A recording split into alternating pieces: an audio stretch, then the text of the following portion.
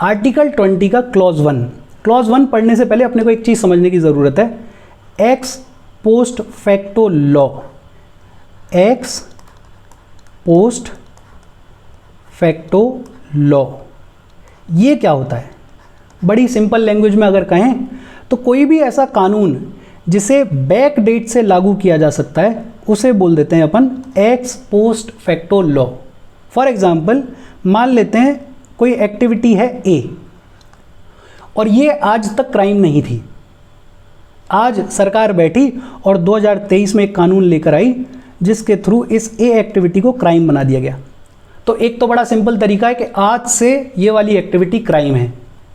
एक दूसरा तरीका ये भी है कि सरकार कानून में ही ये लिख दे कि ये जो ए क्राइम है ये बैक डेट से लागू होगा, मान लो 2015 से लागू होगा, मतलब 2015 के बाद से जिन लोगों ने इस ए क्राइम को किया है उन सबको कोर्ट में पेश किया जाएगा, ट्रायल चलेगा और अगर साबित हो गया तो उन सबको अकॉर्डिंगली पनिश किया जाएगा। ऐसे कानून जिनको बैक डेट से लागू किया जा सकता है उनको बोलते हैं अपन ex post facto law. Article 20 का clause 1 is not an ex post facto law.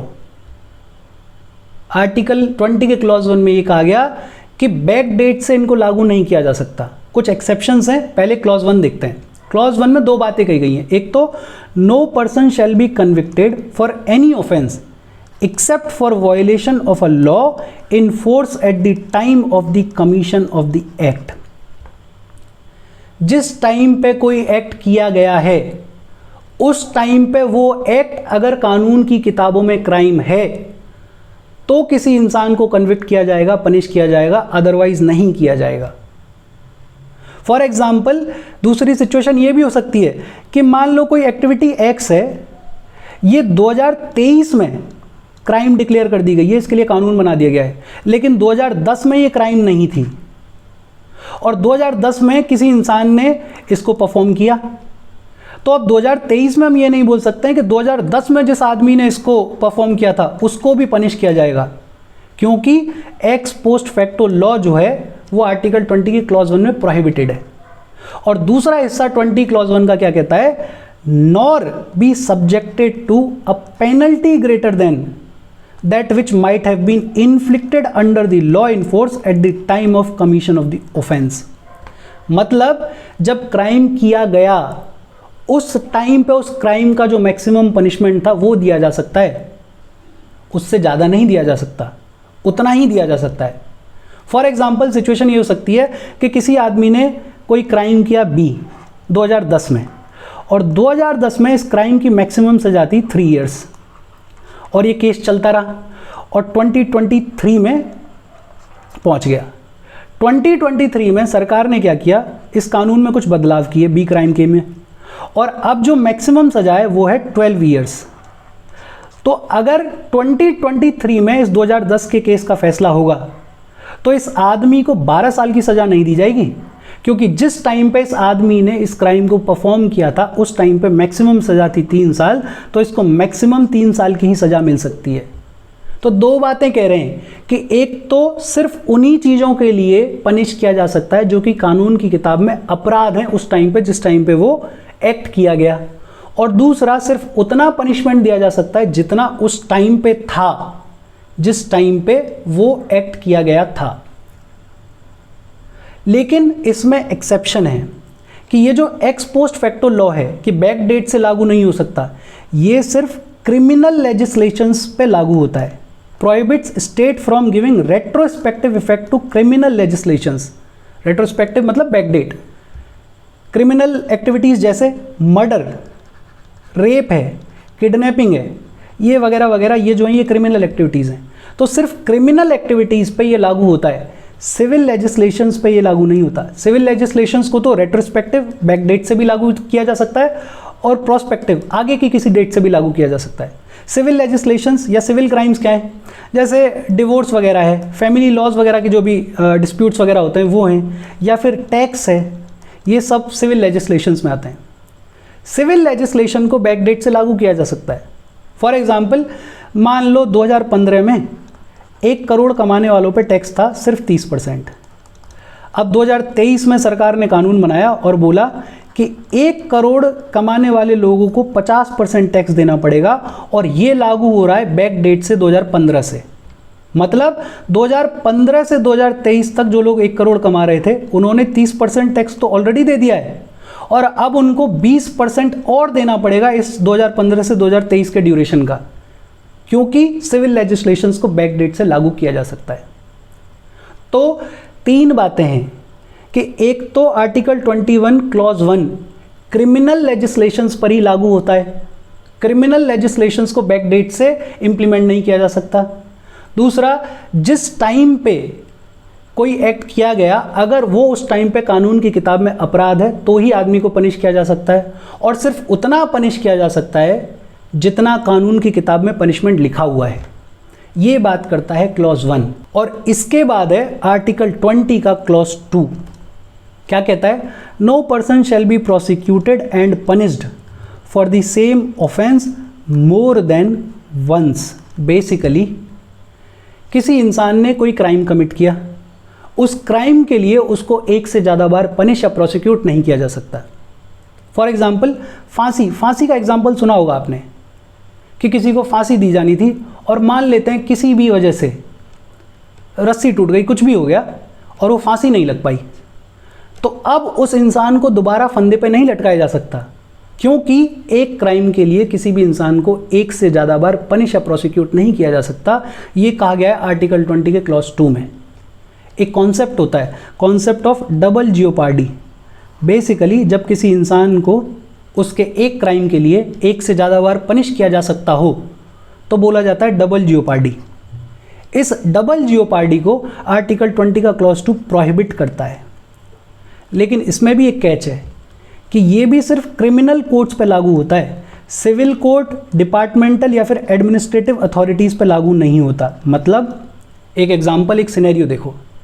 मान लेते हैं कोई एक आदमी है और उसने कोई क्राइम कर दिया ए, और ये जो ए क्राइम है ये क्रिमिनल लॉ के तहत भी क्राइम है और ये सिविल लॉ के तहत भी क्राइम है। दोनों कोर्ट्स में इसके ऊपर केस चल रहा है। क्रिमिनल कोर्ट ने भी इसको पनिश कर दिया और सिविल कोर्ट ने भी इसको पनिश कर दिया। तो अब ये आदमी ये नहीं कह सकता कि मेरे को एक क्राइम के लिए 1 से ज़्यादा बार पनिश किया जा रहा है, क्योंकि आर्टिकल 20 के क्लॉज 2 में सिर्फ क्रिमिनल कोर्ट्स को इंक्लूड किया गया है, सिविल कोर्ट्स को इंक्लूड नहीं किया गया है। दूसरा सिनेरियो, मान लेते हैं किसी पुलिस ऑफिसर ने कोई क्राइम कर दिया और उसको क्रिमिनल कोर्ट ने जेल दे दी। जैसे ही इसको जेल हुई, पुलिस डिपार्टमेंट ने इसको डिसमिस कर दिया। तो अब ये पुलिस ऑफिसर ये आर्ग्यू नहीं कर सकता कि मेरे को एक क्राइम के लिए 2 बार पनिश किया जा रहा है। एक तो जेल भेजा ही गया क्रिमिनल कोर्ट के द्वारा, ऊपर से मेरा डिपार्टमेंट भी मुझे डिसमिस कर रहा है, क्योंकि एडमिनिस्ट्रेटिव अथॉरिटीज़, डिपार्टमेंटल अथॉरिटीज़ भी आर्टिकल 20 क्लॉज 2 का पार्ट नहीं है। और फिर आता है आर्टिकल 20 का क्लॉज 3। क्या कहता है? No person accused of any offence shall be compelled to be a witness against himself. किसी भी इंसान को खुद के अगेंस्ट गवाह बनाने के लिए कंपेल नहीं किया जाएगा। एक कॉन्सेप्ट है सेल्फ इंक्रिमिनेशन का। सेल्फ इंक्रिमिनेशन का कॉन्सेप्ट मतलब कि जब कोई खुद के अगेंस्ट ही गवाह बन सकता हो, और इस चीज़ को आर्टिकल 20 का क्लॉज 3 प्रोहिबिट करता है। बट ये भी सिर्फ क्रिमिनल प्रोसीडिंग्स पे ही लागू होता है, सिविल प्रोसीडिंग्स पे लागू नहीं होता।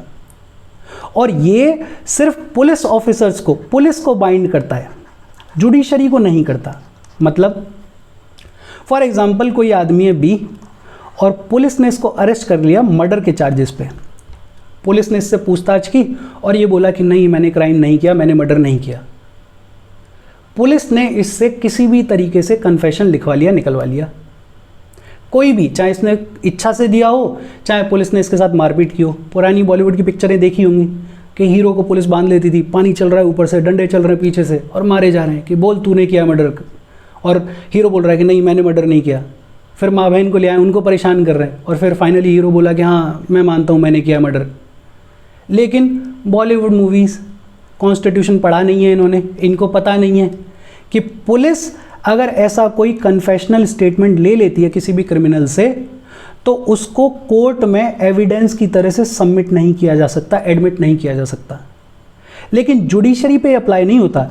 अगर कोई इंसान अपनी इच्छा से जज के सामने ये बोलता है कि मैंने क्राइम किया है, तो वो एडमिसिबल है, उसको एविडेंस की तरह से ट्रीट किया जाएगा। अच्छा, आर्टिकल 20 का clause 3, it does not extend to compulsory production of material objects.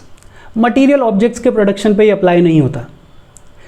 Compulsion to give thumb impression, specimen signature, blood sample, उस पर भी अप्लाई नहीं होता। अब देखो, पुलिस ने चाहे ज़बरदस्ती तुमसे ब्लड सैंपल लिया हो, चाहे तुमने अपनी इच्छा से दिया हो, ब्लड ग्रुप तो वही रहेगा। या थंब इम्प्रेशन चाहे इच्छा से दिया हो, चाहे ज़बरदस्ती लिया गया हो, थंब इम्प्रेशन तो वही रहेगा, तो कोई फ़र्क नहीं पड़ता, इसीलिए इनको एक्सक्लूड भी किया हुआ है। या फिर compulsory exhibition of the body, आपको किसी क्राइम के लिए अरेस्ट किया गया और अब पुलिस को देखना है कि बॉडी पे कहीं कोई निशान, कुछ ऐसा तो नहीं है जिसकी वजह से प्रूव हो सके कि आपने किया है या नहीं किया है, तो उस पर भी ये लागू नहीं होता। आपकी बॉडी को एग्जिबिट किया जा सकता है, हाँ, तरीके से, कायदे से किया जाएगा, उसका ध्यान रखा जाता है। एक बड़ा फेमस केस है, लक्ष्मीकांत में इसके बारे में बात नहीं की गई है, Selvi versus state of Karnataka 2010 case. और इस केस में सुप्रीम कोर्ट ने कहा कि किसी भी इंसान को पॉलीग्राफ टेस्ट के लिए, ब्रेन मैपिंग के लिए और नार्को एनालिसिस के लिए कंपेल नहीं किया जा सकता, क्योंकि ये आर्टिकल 20 के क्लॉज 3 को वायलेट करता है और आर्टिकल 21 राइट टू लाइफ को वायलेट करता है। Polygraph, brain mapping, narco analysis आए दिन न्यूज़ पे रहते हैं। पता है तो अच्छी बात है, नहीं पता है तो पढ़ो इनके बारे में। और ये बात हो गई आर्टिकल 20 के बारे में। यहाँ तक कोई डाउट हो तो please comment. Thank you very much.